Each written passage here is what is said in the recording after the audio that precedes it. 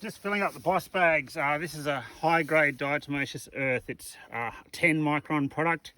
Differs a fair bit from 100 micron fertilizer grade stuff that they sell. This one's an on-label insecticide made of a crushed rock.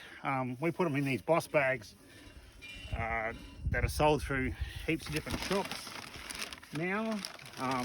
The idea is it dusts the animal with this stuff under a microscope. It's a fossilized aquatic life, so it's got really sharp edges. Under a microscope it looks like it cuts things to pieces, which is the aim of it. Basically an insect is an insect, and we're targeting buffalo fly with this, but an insect is an exoskeleton full of mush. Once you damage its exoskeleton, then it sort of bleeds out and it leads to dehydration and dies. So that's part of our approach. We do it this time of the year for buffalo fly. A lot of northern Australia gets buffalo fly. In America it's called horn fly. But it's quite an easy thing to target because the flies move around the body of the animal so much. They start off up on the back in the mornings, and then by midday they're down under the bellies and they move back. So there's quite a lot of movement of the animal, of the insect. So it's quite easy to target with a contact insecticide. The other thing we're doing this time of the year is putting out a lick that we've developed ourselves. It's a parasite lick.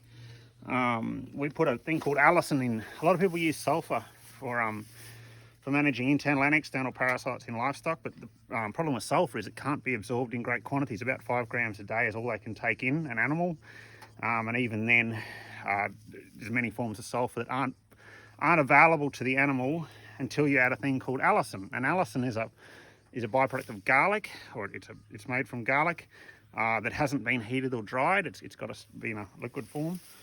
So we make up these licks that have got both sulfur and allicin in them, and some biochar, and that's sort of our approach with parasites. It's all certified organic. There's the whole system, both the boss bags and the grain save and this boss lick.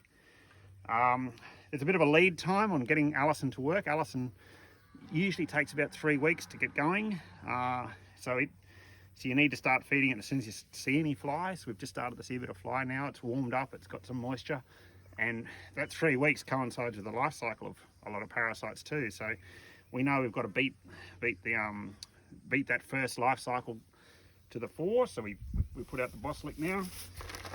We use free choice mineral feeding, but in this particular setup it's pretty rudimentary, so we're just putting the boss lick up one end, and we use a biochar up the other. On the other side I've got some, because we're carving at the moment, I've got a bit of magnesium sulfate, bath salts going out. All these are allowable organic inputs, and we have to be quite proactive in our approach, because unlike a chemical situation where you see a problem and you do something about it, we've got to predict what the problem's going to be. And this time of the year it's going to be parasites. So also the powder, the grain save powder that we use, the fine grade DE, it's not a repellent, it's an actual insecticide. So we need the flies to make contact with that. Flies breed up in the manure, so we've got to also have really good dung beetle populations. So as soon as you put anti-parasitic chemicals onto animals, dung beetle populations are being affected. So using that, it'd only be a poor old dung beetle that lands underneath the powder, I guess, could get affected, but you'd probably run over more of them on the way out. So the dung beetles process the manure, which gets rid of the housing for where the fly would live. In our situation, we're in Queensland and Australia, and we've got cane toads, so the cane toads are actually we're having problems with cane toads and dung beetles at the moment, so we're trapping cane toads as well, but that's another story. Integrated approaches in organics are necessary, and being proactive is really necessary. So that's what we do. Works quite well. Keep your fly populations under 100 aside, and no effect on production, and this is a big part of that solution.